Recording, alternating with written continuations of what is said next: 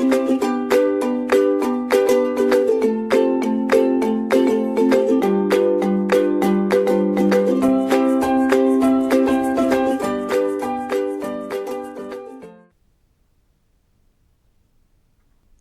morning everyone, myself Dr. Inderjit Kaur, Associate Professor in the Department of Computer Science and Engineering, Ajay Kumar Garg Engineering College, Ghaziabad.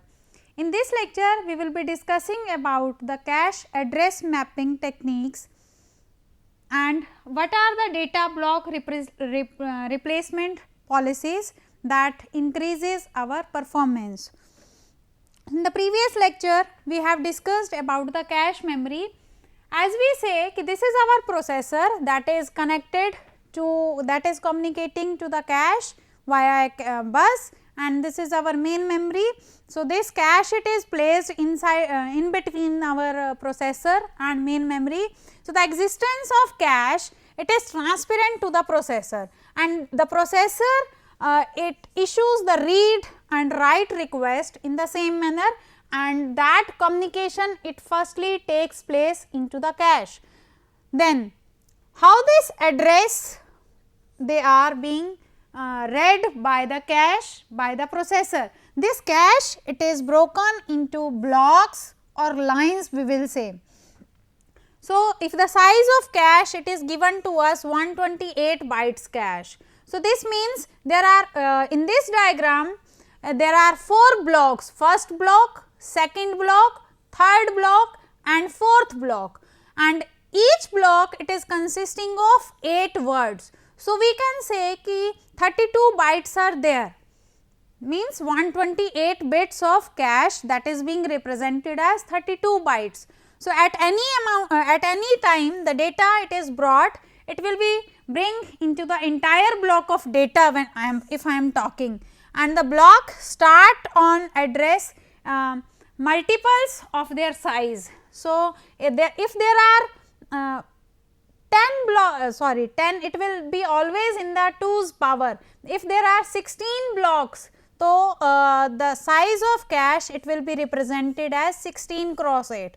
If there are 32 blocks, then it will be represented as 32 cross 8. So, like in this manner the cache will grow up. We are talking about this as a whole as a one block in which 8 bits can come together, and this is connected to our main memory. If our main memory the data is of 16 bit, so this here is 8 bit, 8 bit. It can be, so it is represented here cross 16, whatever is the size given to us, suppose it is given as 128:16. So, before cross it represents the number of address lines, after cross it represents the number of address lines. So, there are 128 locations in our main memory. To represent this 128 address location, we require 7 address lines, and after cross it represents the number of data lines. We need not to represent these data lines into 2 की power. This represents कि there are 128 locations, and at every location we are storing 16 bit data. This 16 bit it is further divided into higher part and lower part, that is further communicating with the cache. That how it is communicating, that we will be discussing. This communication of main memory with cache memory, it requires mapping. There are different mapping techniques that we are going to discuss right now. There are 3 basic mapping techniques. First is our direct mapping, second is our associative mapping, and third is known as set associative mapping, in which we make the 2's power sets, and this is our fully associative mapping that just maps the content, that will be also known as content addressable memory. So, each of these mapping it depends upon the 2 facts. First fact is that the RAM is divided into blocks of memory locations. So, we will be transferring one block of data, one entire block of data. So, we will be talking about block transfer when we say ki there is a transfer from main memory to cache. So, we will be talking about block transfer of data. Then the second assumption is that the cache is organized into the lines. So, each of which it contains enough space to store it exactly. One block of data and tag uniquely identifying that block coming in main memory. Starting from the first one, that is the direct mapping. Direct mapping says कि it is very simple and it is very inexpensive to implement. So, whenever the CPU it wants to access the data from memory, it places the address, and that address it is divided into two parts. One is our index field of the CPU and another is our tag field of CPU. Index field of CPU it is used to access the address, that we will see ki it is telling us the size of cache, and the tag field of CPU it is compared with the associated tag in the word that has to be read from the cache. So, if the tag bits of the cache of the CPU address they are being matched with the tag bits of cache, then we will say ki there is a hit, and if it is not matching then we will say there is a miss. So, if when there is a hit, then for that particular tag whatever is having data entry into the cache, that has to be read from the cache. This is how the read operation occurs from the cache. See, consider an example. Suppose we are having a system that has 32K into 12 as the main memory size, and there is a cache memory that has size 512 into 12 as the cache memory size. We will understand this concept now with considering an example.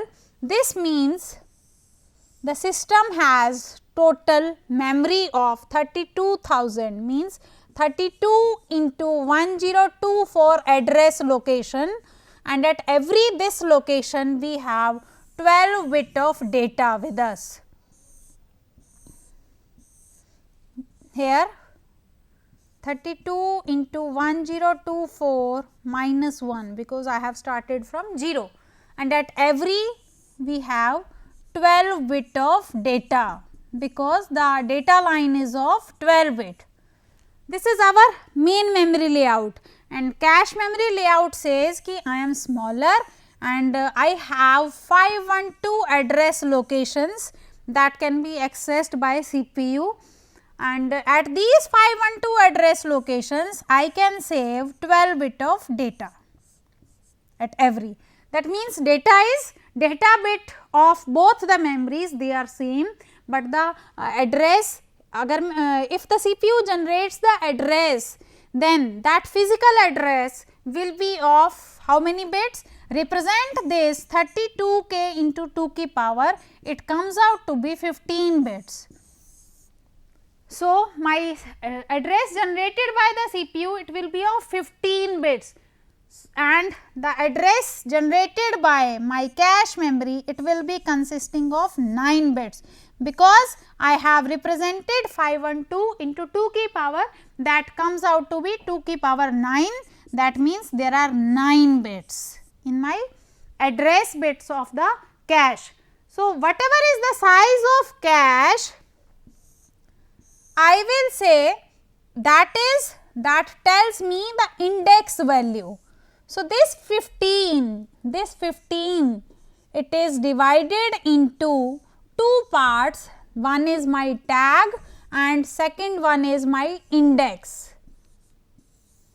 Whatever is the size of my main memory, that address it is divided into two parts, one is my tag and another is my index entry, and whatever is the size of my cache memory, that tells me this 512, it is telling me that there are 9 bits in my index.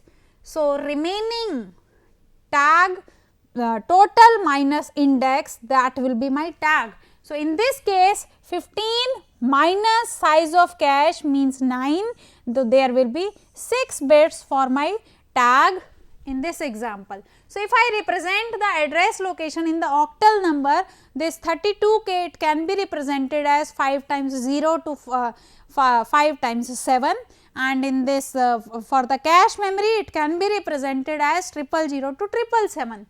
So, CPU has generated an address of 15 bit. So, that 15 bit, the lower 9 bit, they represents the 9 index entry, and the upper 6 bit they represent as the tag entry.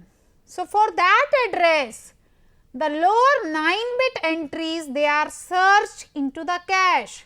So, this 512, they are consisting of two things.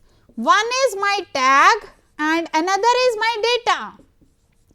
Suppose CPU has generated an address whose decimal value is 511. This, suppose it has generated 02511 address. So, I will search this 511. The lower 9 bits will be searched. If I found the tag as 02, then I will say ki there is a hit, and in that case when there is a hit, I will start reading this 12 bits of data. Suppose this data is 1, 2, 3, 4.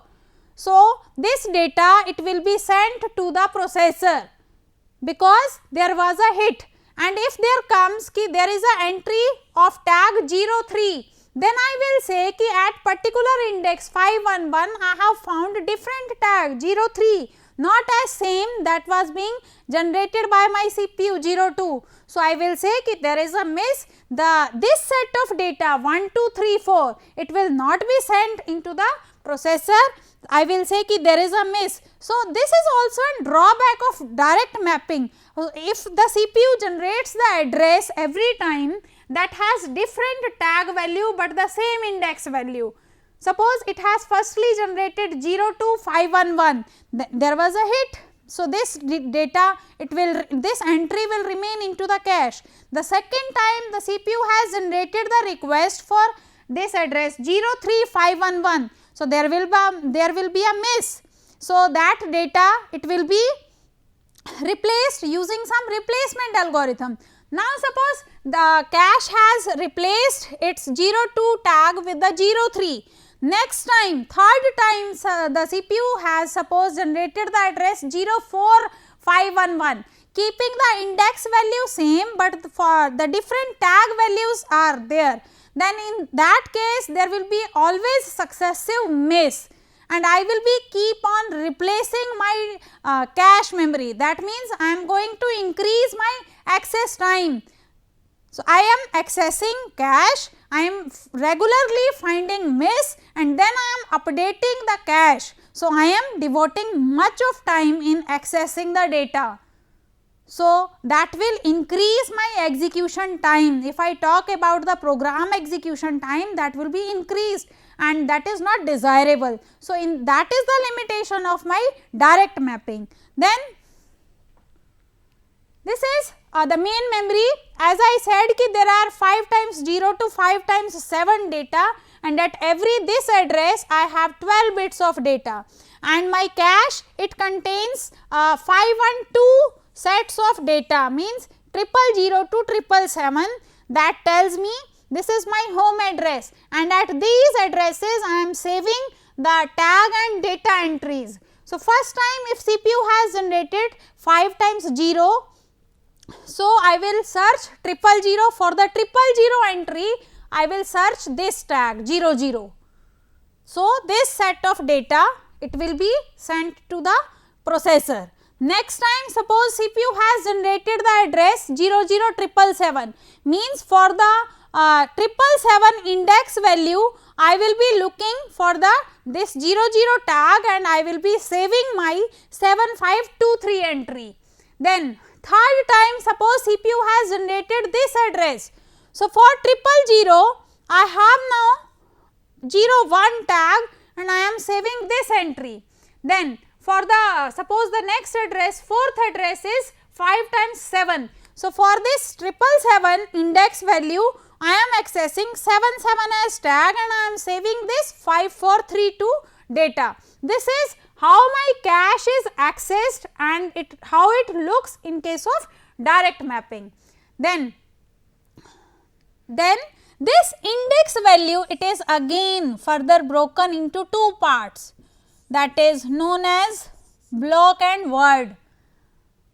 This is my main memory that is divided into different blocks, block 0, block 1 up to block 257 till and so on, whatever is the size of total memory.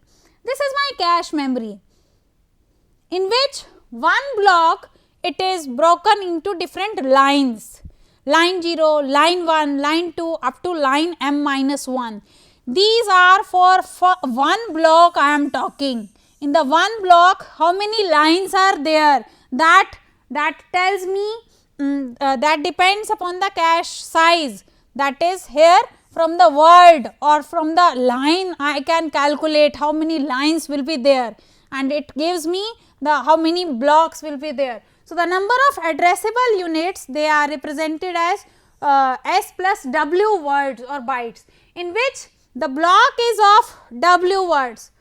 This is my w words. Then the number of blocks in the main memory, they are represented as 2 to the power s, and the number of lines, they are represented as r. This is my s, this is my r, and the size of tag, it comes out to be whatever is left, that will be the size s minus r, it will be the size of my tag. Then let us discuss the problem on direct mapping. Question is, a digital computer, it has a memory unit of 64K into 16 and a cache memory that will be obviously smaller than this, it is of 1K words. The cache uses direct mapping with a block size of 4 words are given to us. How many bits are there in the tag, index, block and word field of the address format? So we have understood the direct mapping in the last slide. Now we are focusing on one problem related to my direct mapping. This says the main memory size is given to us as 64K into 16. What does this mean? This means there are 64,000 locations, means 64,000 means 64 into 1024 locations are there, and at every location I am saving 16 bit of data. So if I draw it, it comes out to be like this.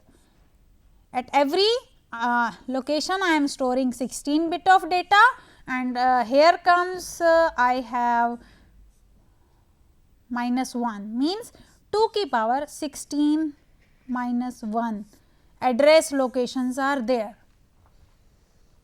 So the total address bus size is of 16 that I have calculated from this 64K. Represent this into the 2 to the power, that comes out to be 2 to the power 6 into 2 to the power 10 means 16. 16 is the total number of address line that is being divided into first the tag and the index value.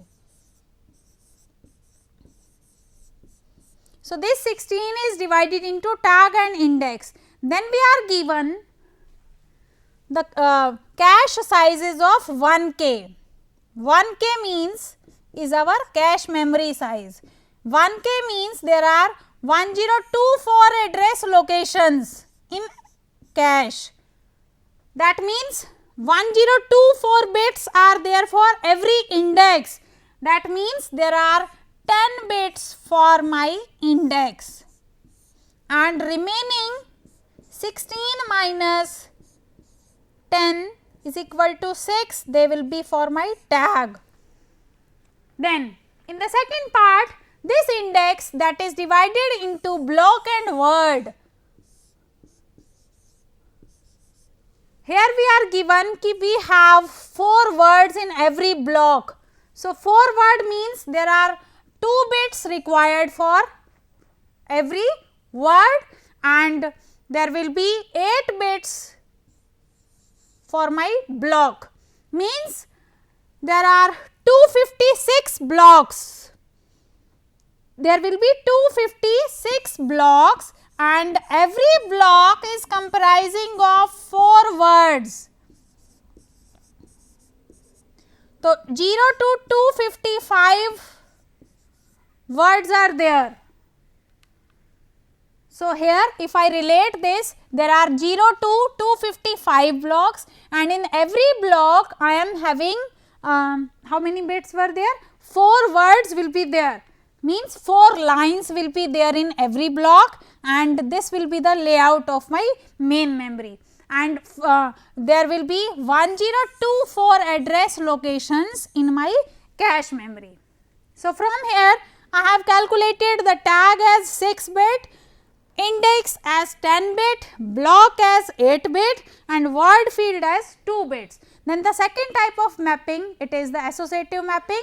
Associative mapping, it uses the associative memory and we know that this associative memory, it accessed using its content, because it is also known as content addressable memory. That means each line of cache memory, it will accommodate the cache, means each line of cache memory, it will accommodate the address using the main memory and the content of address from that main memory. That is the reason it is known as content addressable memory. It allows every block of main memory to be stored into the cache. See, this is my CPU. It has generated an address. Suppose this address is of 15 bits. So this address, it will be kept in my argument register. This is my associative cache memory that says ki for a address of 15 bit, I am taking the last example 32K into 12 size system memory. So 15 bits are for my address and 12 bits are for my data, considering the octal system. So in this associative cache memory, I am dealing the content of my particular address, I am finding this data. So this is my main memory. So how it is being searched? It is being searched using my whole content, whole address is being searched into the main memory. If it is found, that entire data, it is saved into my cache memory. Then if we discuss the disadvantage of this associative mapping, it is very complex and every time we need to search the entire content in my main memory for searching if the data is not found. Then here comes the third type of mapping, that is set associative mapping, that is using the two concept mapping. Means it takes the easy control of direct mapping cache and it is more flexible mapping of the fully associative, rather than only depending upon the content of the cache. It is using the both advantages of direct mapping and as set associative mapping. So in the set associative mapping, each cache can have more than one set of tag and data items for a particular index. I am saying in the previous mapping I was having only one particular index and for that index I was being saving the tag and data. So for a particular index I can save only tag and data. If the tag was matching, then I was saying ki there is a hit, and if the tag was not matching, I was saying ki there is a miss.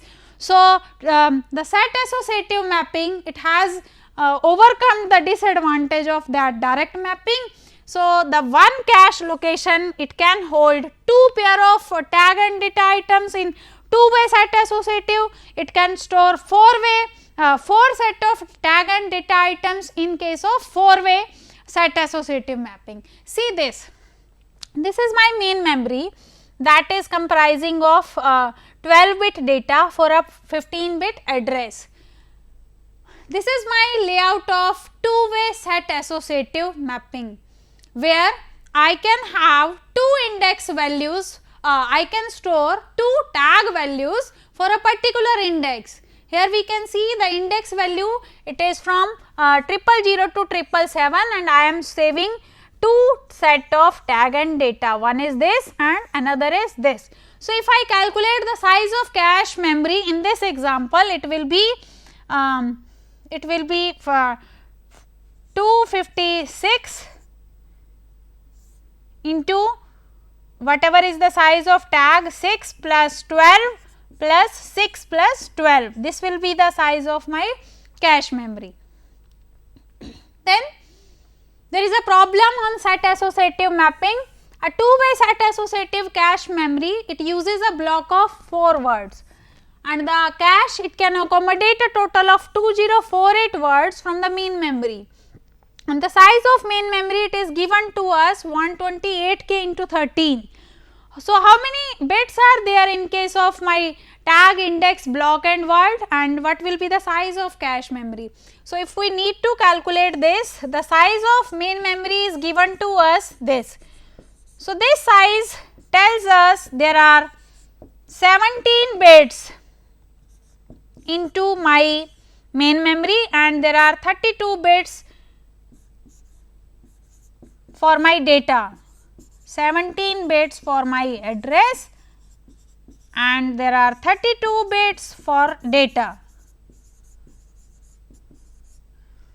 And the size of main cache memory, it is given to us 2048 words and I am using two-way set associative, means 102 for indexes for one tag and data, 1024 for second tag and data. So, the layout of the cache will be like this. This is index, this is T1 D1, this is T2 D2, tag 2 data 2, tag 1 data 1. So, the first part that says this is the total 17 bits that will be divided into tag and index.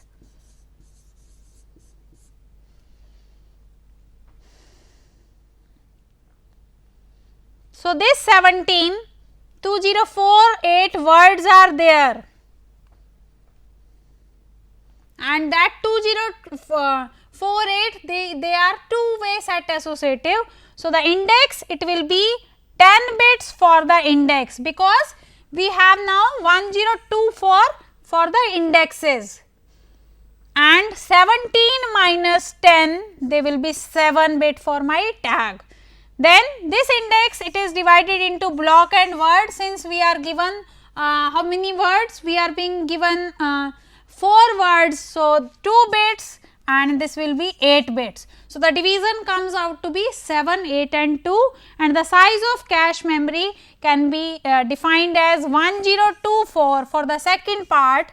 This is our B part and this was our first part, this is our second part. 1024 into the tag we have calculated 7 and data is given to us 732. So, it comes out to be 1024 into 78 will be the size of cache. This is a comparison matrix for the different types of mapping that we have discussed. The direct mapping advantages are that is very simple and easy to implement, but the problem is it gives us thrashing every time we need to access the main memory. Then the associative mapping, that is flexible, but the complex circuitry is required to examine all types of tag. Then the set associative mapping, we have increased the hit ratio for the same size because there were now less conflict misses, but the extra multiplexers are required and data, it comes after hit or miss. Then there are replacement algorithms of the cache memory. Replacement algorithms, the commonly used cache replacement algorithms, they are least recently used. It selects the replacement that has been least recently used by the CPU. The second one is first in first out, that says that has been in the cache from the longest time, that page will be updated. And third one, it is the least frequently used, that says that the block that has been least frequently used by the CPU, that will be replaced if it is now requested by the CPU. So, this was all about the different types of mapping and replacement algorithms in the case of cache memory. Thank you.